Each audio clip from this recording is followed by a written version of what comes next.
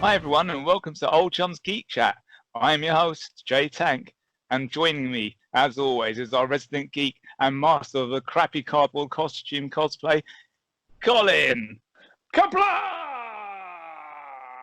How you doing, Colin? I'm good, buddy. How are you, old chum? Yeah, I'm good, man. So, lots to talk about this week. Got to fit it into our 30-minute slot. Can we do it? I'm going to be good this time. I'm going to try and be good. We should have a countdown clock, right? We should. I keep saying every time we do this, I'm going to put a timer up, and I forget every single time. But we'll work it out. So, where do we start this week, Colin? Well, should we go for a big kahuna of a conversation? We're starting with the big kahuna. Big kahuna burger. Why not?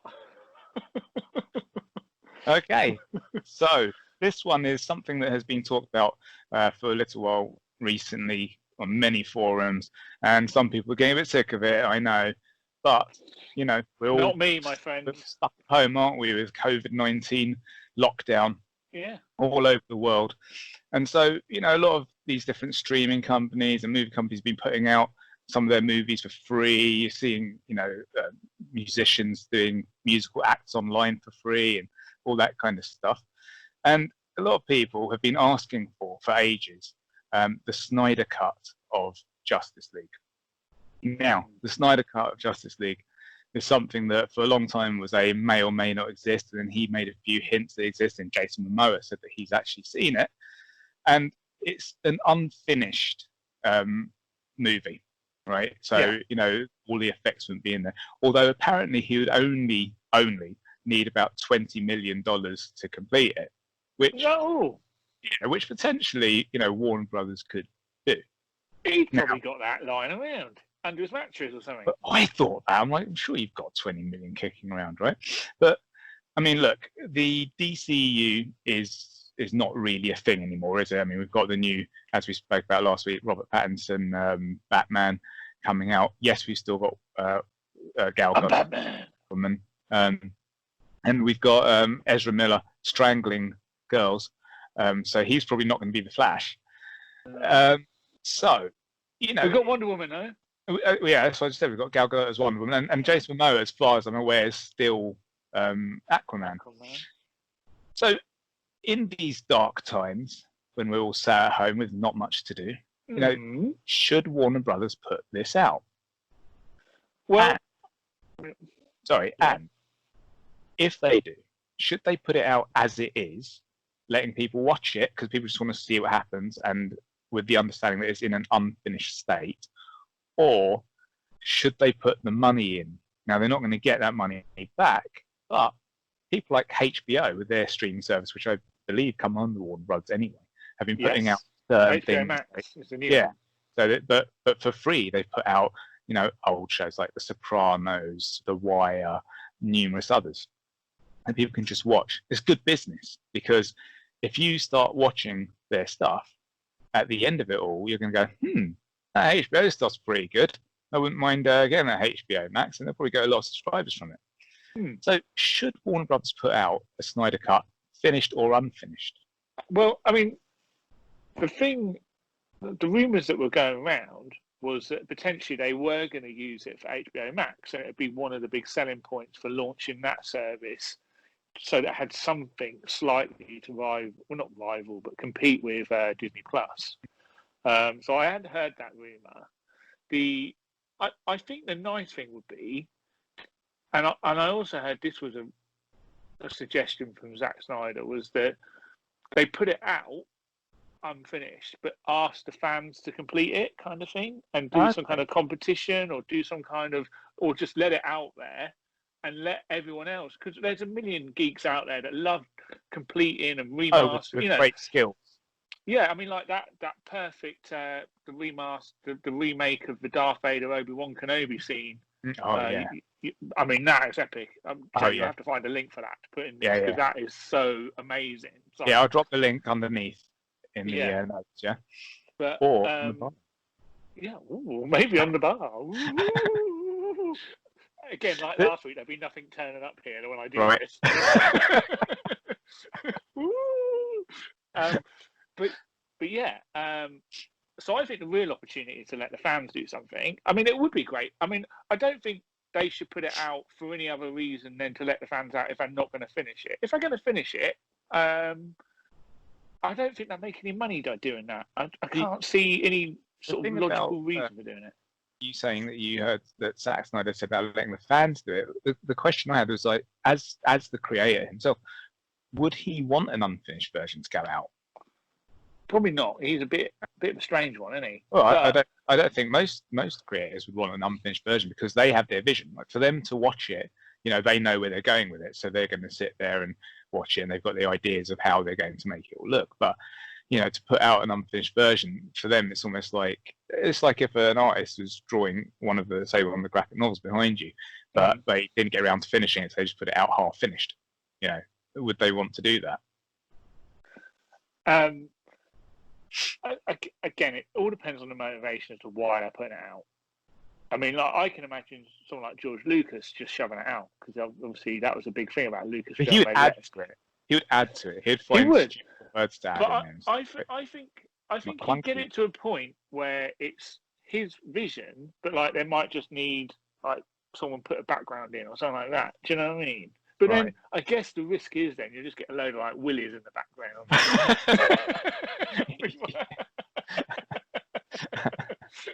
Yeah, that might not turn out too good, right? Yeah, and they've put Superman's moustache back on.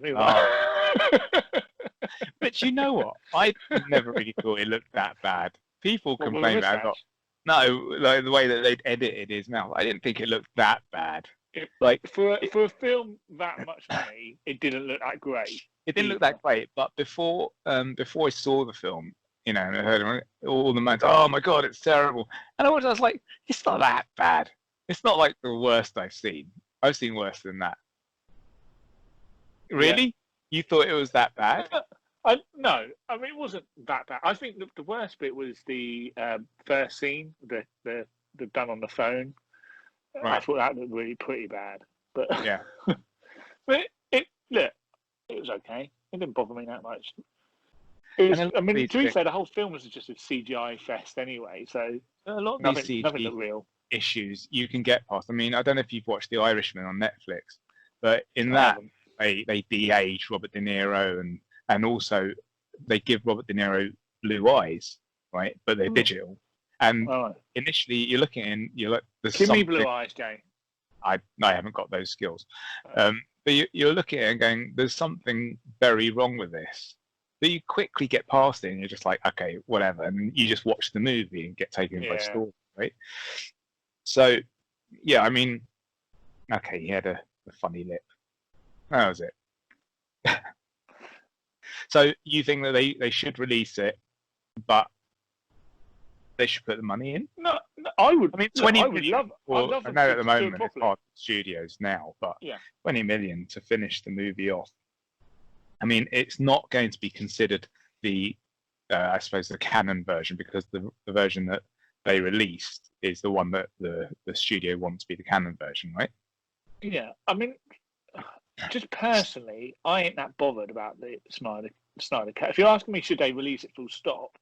I'm not even sure because I say why not give people more stuff? Yeah. I mean, I've got no problem with it. If they've got the money to do it, do it. What I just keep going back to the Donner Cut Superman 2, and which is better. Apart from it's not better because they've got the same ending as Superman 1, and they've got all these other, and they haven't done it properly. Right. And that did annoy me. So that's partly what I'm saying. Either really, really properly do something, but you're going to have to film some more stuff and actually do it properly, and they won't do that, or just stick it out what they got and let fans do stuff with it. That's what I say. I just wish that we got just one full-fledged Batfleck movie. Oh, me too. I just wish we had, even if it was just the one. I mean, come on, Deathstroke turning up at the end, and Joe Manganiello looked awesome as Deathstroke. He did look wicked. And I know he did a lot of training for that. And how much did I want to see those two go head-to-head in their own movie? And we just will never get it. We will never get it. That's painful. It's sad times, man. All right. Anyway, with that down, on to the next topic, and I believe we're going into Colins Comic Corner.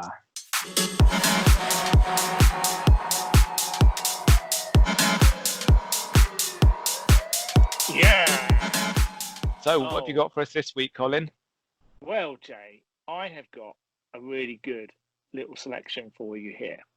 I'm going to talk about the recent Buffy the Vampire Slayer and Angel crossover called Hellmouth. You mentioned this last week. I did, and I thought, well, mention it briefly, but I wanted to actually get into it in a bit more detail and give you a bit more background on the actual comics. So, Buffy the Vampire. So first of all, there was a big run of Buffy the Vampire Slayer, Spike, Angel comics, Angel and Faith, all done by Dark Horse Comics. They had the rights for ages, and it was all show run by Joss Whedon. And when they launched the comics, they started off with season 8 of Buffy, and that's how they framed it. This is canon season 8 Buffy, and they did season 9, season 10, and it just continued the story. Were they good? Yeah, I really enjoyed it. I mean, it's not quite the same as obviously watching this TV series, but I really enjoyed it. They did some good stuff. I mean, I think it's hard to carry it on, and they did some things like the Angel and Faith series was brilliant. It was set in London, and it was really, really cool. Great sort of settings. The artists and that were great. So they lost the rights, and Boom Studios, which is a much smaller independent comic company, started to come up. It's been driven by Mark Waid, who's a really famous comic writer. Most people probably know about. He's like the editor-in-chief of the company. But they relaunched the Buffy series, and it's got a credit of Joss Whedon as in created by, but I don't think he's actively is involved. However, the main guy writing the actual Buffy the Vampire series, Jordie Bellaire, was involved with a lot of the Dark Horse stuff, and he seems really good and really pretty on top of it. And he's joined by artist David Lopez, and concurrently they've also got an Angel series written by Bryan Edward Hill and art by Gleb Melnikov, possibly. You may have nailed most of those names. I've been practicing, Jay. In front of the mirror. Yeah, I have actually. So the big difference with these comics are they aren't set afterwards. They are reimagining the whole Buffy universe. But the great, really interesting thing is it's set now, present time. So everything's updated. They use like modern technology, attitudes to the way people are. Like, for instance, one big thing is like Willow is out lesbian, straight from day one, which obviously back in 1997, not as easy to do. These days, a lot more accepted, and I think that's what they would have done if he was writing it now. Yeah. The great thing though that keeps it good for the old hardcore fans is that the likenesses are very similar to the actors that have been portrayed. The art's pretty stylized. I really, really like Gleb's art and Angel. Really, I prefer that one. But the art done by David Lopez is still really good. It's quite stylized as well. They look similar-ish. Yeah. They complement each other, but they're not really strikingly different or anything. So they're both cool. So a lot's changed. So before this Hellmouth crossover, so basically the Hellmouth crossover is a 5-issue miniseries, but there's also tie-ins with the two main books as well. So I think in total the whole thing's about 10 issues.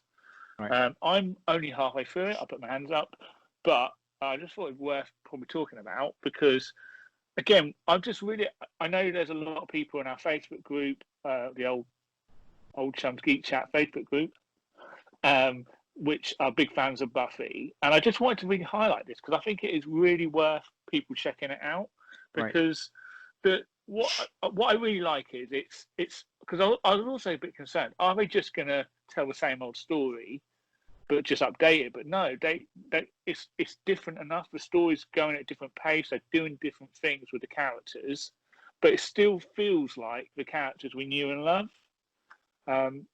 Particularly like Angel straight away is not in Sunnydale. He's in LA. He's already recruited Fred. He's already recruited Gun.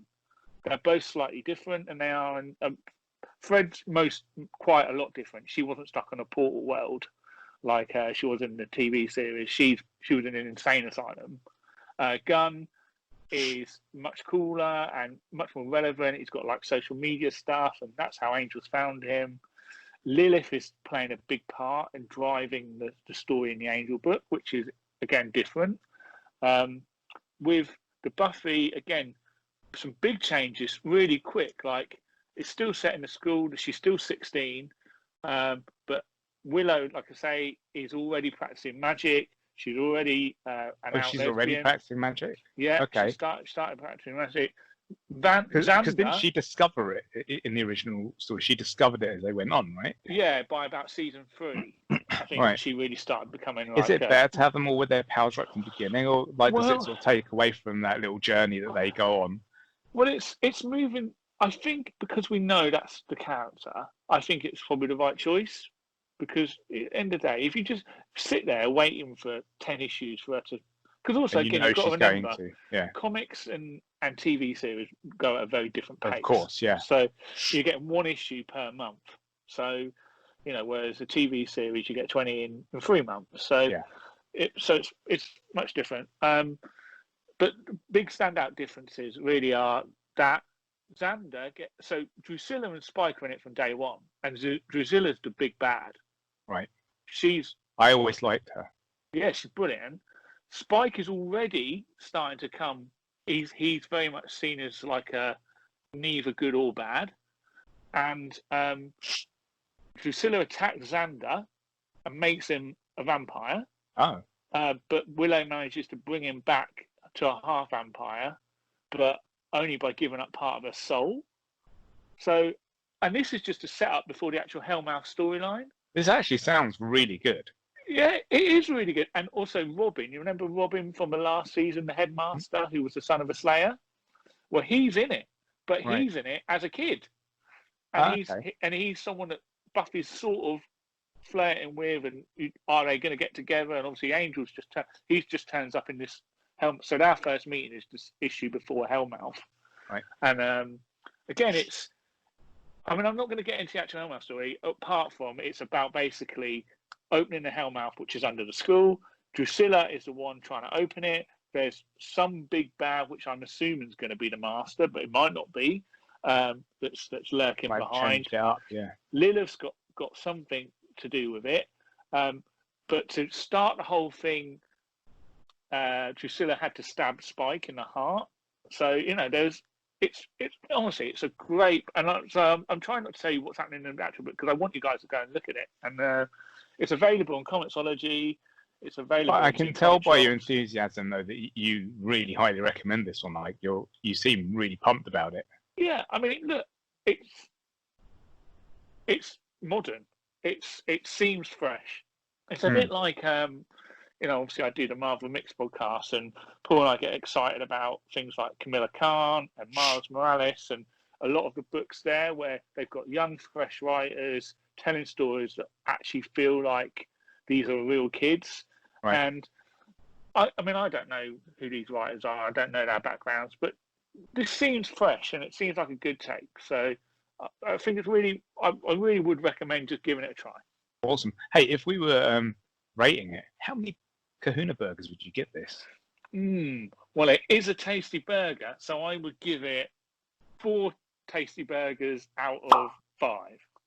So 5 is the big kahuna. So it's 4 tasty the biggest burgers. Kahuna. It's 4 tasty burgers. Awesome. That's a good rating. It's still too early to know whether it's going to be a full-on big kahuna. Yeah. Once I finish Hellmouth, I'll let you know. Awesome. Okay. Well, good to hear about that. What have we got next? Oh, it looks we could do some Star Wars conversation if you want. let's do a Star Wars conversation.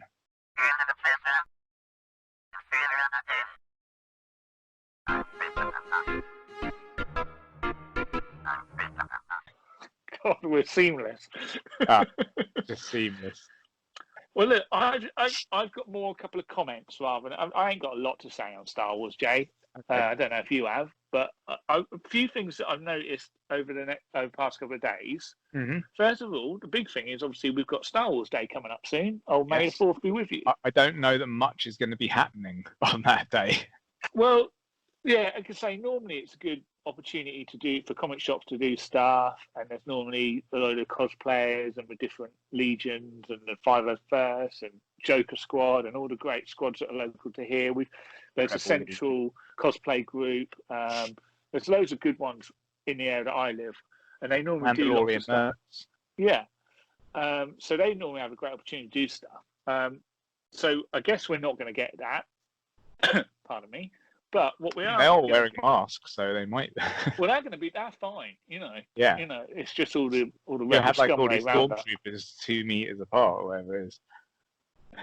Well, it's those Jawas. They're detestable. They definitely are COVID monsters, those Jawas. Oh, guaranteed. Yeah. So... Disgusting creatures. What is happening is there's a couple of notable things happening on Disney Plus in the fact that they're releasing the Mandalorian documentary. Yeah, series. that could be interesting. 8-part series, yeah. It's so like I'm really excited. Done, right? Yeah. So that's good news. Also, that week is the final of the Clone Wars. Just quickly, the Mandalorian documentary, is that coming out on May 4th? Yes. Okay, cool. Awesome. And I think they are scheduling the final episode of the Clone Wars to be the May 4th as well. Right. So that's exciting. That is really exciting, isn't it? Are you up to date on the Clone Wars now? Because I know you went back. Yeah, so I am at a time. So I am... what I really wanted to do was start from scratch and rewatch the whole thing before I got to the final series. Yeah. But what I think I'm going to do is watch the final series and then go back. Yeah. Because I'm like 6 episodes into the first season, and I forgot how many episodes there are in a season. There's a lot. Yeah. So, and I really want to catch up before it gets spoiled. So I'm going to have to watch this last season, I think. So hopefully next week or in a couple of weeks' time, I can tell you a bit more about that, Jay, because I'm sure you're not watching it. I haven't started watching. I probably will watch the final season. Again, it's finding the time at the moment, which you'd think being at home all the time, I'd have plenty of time, but I have less time. It's weird. Well, no, because you're working, Jay, and you're working really hard. That's why. Yeah. Exactly. Because we're not doing this during my working day. No, we're not at all. No. That's why it's dark in here, because we're doing this at night. Anyway, so the other bit of Star Wars news I've literally just read for 2 seconds and not actually read the article, so I can't tell you more about it. Tell us. Rex is coming to Mandalorian season 2. What? Okay. Who So, knew? Well, who knew? I mean, are you excited about that? Do you think it will be what's his face? Well, what do I think it'd be the same actor? Yeah. Yeah, I think it'd be the same actor, but excited, I don't know, because it's no secret I'm not like super clone not super into the clones. Well, so he's always been. He was a great character in Clone Wars, and for guys that haven't watched the animated series Rebels, Captain Rex came back in that as an older clone. He survived Order 66 and took his chip out of his head or whatever the thing was controlling them, and he became like a big bear. Really, he had a big beard. And actually, he looked kind of cool. Actually, I kind of looked quite like his look. Look like you. So maybe you are Captain Rex, and we just don't know. Well, it's true, mate. I haven't got the accent, or an axe. Or an axe. No. So anyway, well, that's good news for fans of the character, though. And also, again, it brings back to, because obviously Ahsoka had dealings with Rex in Rebels as well, so could be connection there with both of them coming back, and Yeah. Should be exciting. Yeah, there was another little bit of news as well that Stellan Skarsgård and Kyle Soller have been added to the new Cassian Andor series that's coming to Disney Plus. Maybe we can talk about the Cassian the big name that people know. But I don't. Who is he? What's he done? Well, you'd have known him from Thor if you've seen that. He was the Doctor in Thor. He's also in things like Good Will Hunting and. I do know who he is. Yeah. Yeah, you know who he is. So yeah, I mean that's pretty big news. He's a big name. He's a good actor as well. So obviously they're going to put a lot of effort and money into doing this. I'm quite looking forward to the Cassian Andor series because I loved Rogue One. Absolutely loved it. Maybe we could do what our hopes and aspirations are and thoughts about that for maybe a big kahuna conversation in the future. Might be next week if no other exciting news comes out. Yeah. There you go. We've worked out. Obviously, the listeners and viewers can give us their suggestions for big topics. Hey, you know what? I mean, we're coming up to the end of the show now, so we may as well start wrapping up. I would firstly like to thank. Okay. I would like to thank all the members that we've got in the new Old Chums Geek Chat Facebook group because they've been There's been so much conversation going on, and it's that keeps a group like that alive. And so, firstly, you want to say thank you to everyone for A, joining, and for B, for participating. That's part of the fun. It just makes it a great community, and already I can see that, because what's fantastic is there's a lot of different people with lots of different interests on that group, and what I'm already seeing is a lot of different people talking to each other, and people that I know from different areas of different fandoms and stuff that I've come across, and they're all talking, from different countries. And they're sharing their interests, and that's how people get into things, right? Someone that has never heard of something gives it a try. But also, I've noticed that it's very friendly. I haven't seen anyone being unfriendly to anyone else, which is we only let good old chums on. We don't let smegheads in. That's right, no smegheads. So, so first, thank you to all you guys. Secondly, we've got a whole bunch of different places where you can find us these days. Hey, we've been busy this week, boy. Well, we've just mentioned the Facebook group, Old Chums Geek Chat on Facebook. Tell them about all the other places. So, obviously, the way you found us now, hopefully, is the YouTube channel. And if you are struggling to find it, you might be seeing this on a Facebook group or something. So it's tinyurl.com Old Chums. Just look for that. And hey, give us a thumbs up and subscribe. We really appreciate that. Man. And leave a comment below. We'd like to know what you think of the show, how we could improve it. Even if there's things that you don't like that we're doing, tell us.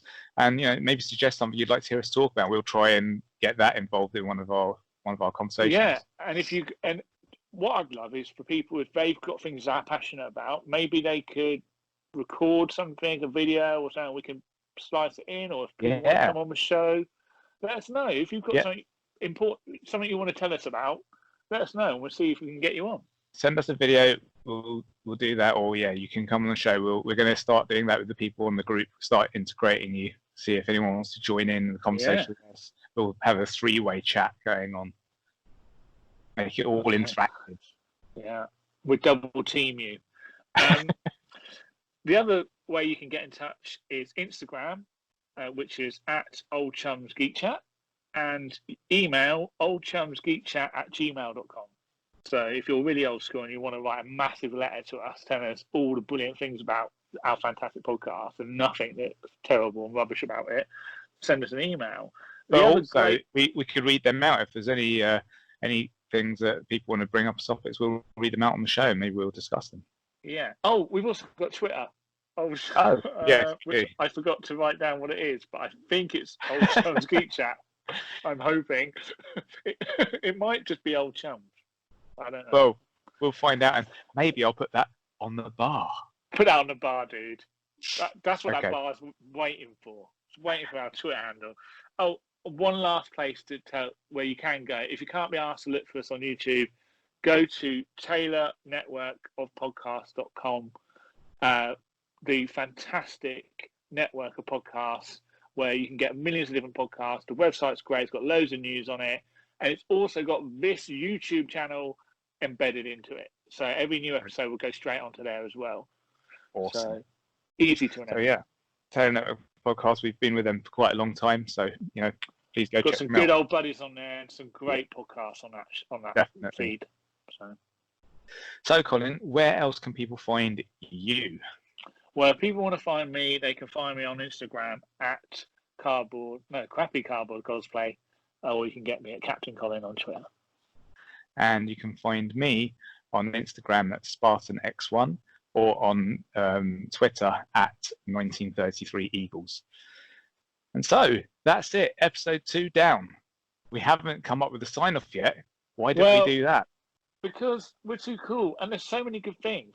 So there are so many good things. We just say something cool at the end. No. Well, until next time from me, see you later. I have the power!